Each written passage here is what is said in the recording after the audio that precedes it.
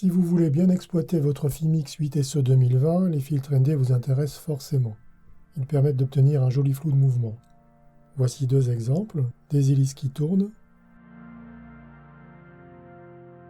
et un vol en azimuth. Il s'agit de deux extraits d'une vidéo complète sur les filtres ND, je vous mets le lien en haut à droite. L'objectif de cette vidéo est de vous permettre de choisir un filtre ND pour le Fimi. Il s'agit de la seconde partie d'un comparatif sur les filtres ND pour ce drone.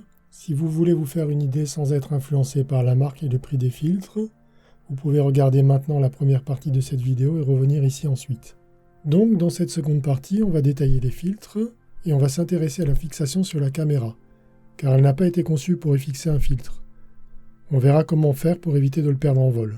Je pourrais arrêter là en vous conseillant d'acheter tous les filtres ND pour ce drone et de les comparer, mais je l'ai fait pour vous.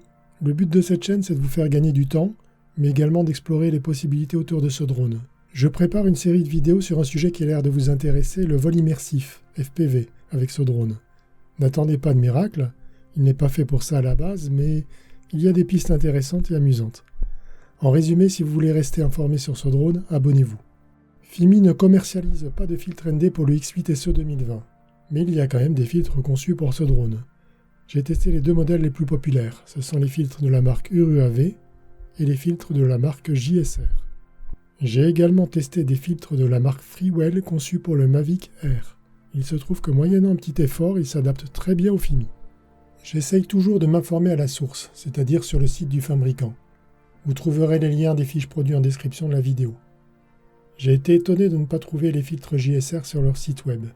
On peut les acheter en ligne, certes, mais les informations qu'on trouve en ligne, ce sont des descriptifs de vendeurs, donc potentiellement tout à fait fantaisistes.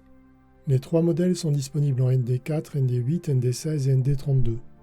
Leur masse est à peu près identique et les prix varient du simple au double. Mis à part l'aspect du cerclage, les filtres JSR et URUAV se ressemblent énormément. C'est à se demander s'ils ne se sont pas les mêmes, ou si l'un ne fabriquerait pas pour l'autre, ou si l'un ne serait pas un clone de l'autre. Sur le net, je n'ai pas trouvé d'informations sourcées et donc fiables qui iraient dans un sens ou dans l'autre. J'ai posé la question à Banggood, je n'ai pas de réponse jusqu'à présent. On passe à la fixation des filtres sur le drone. Il n'y a pas de système de vis ou de clip laissant penser que ça a été prévu par Fimi. Le filtre n'a que très peu de matière pour s'accrocher sur la caméra. Les filtres JSR et URUAV tiennent sur la caméra grâce à une petite couche de caoutchouc à l'intérieur du cerclage. Ça tient par pression, il faut bien enfoncer ces filtres sur la caméra.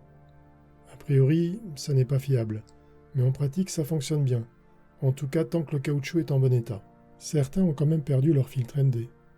Peut-être parce qu'ils l'avaient mal mis, mais quelle qu'en soit la raison, ils l'ont perdu. À mon avis, ces filtres ont besoin d'un système pour éviter que le filtre ne tombe. Je ne dois pas être le seul à penser ça puisque j'ai trouvé sur Thingiverse un support de filtre imprimé en 3D. Il entoure le filtre ND et il vient se clipser sur la caméra. Je l'ai imprimé, ça fonctionne très bien. Sinon, un simple bout de scotch peut faire l'affaire. Pour le filtre Freewell, c'est différent. Il se vise sur la caméra du Mavic Air. Et il n'y a pas de filetage sur celle du Fimi.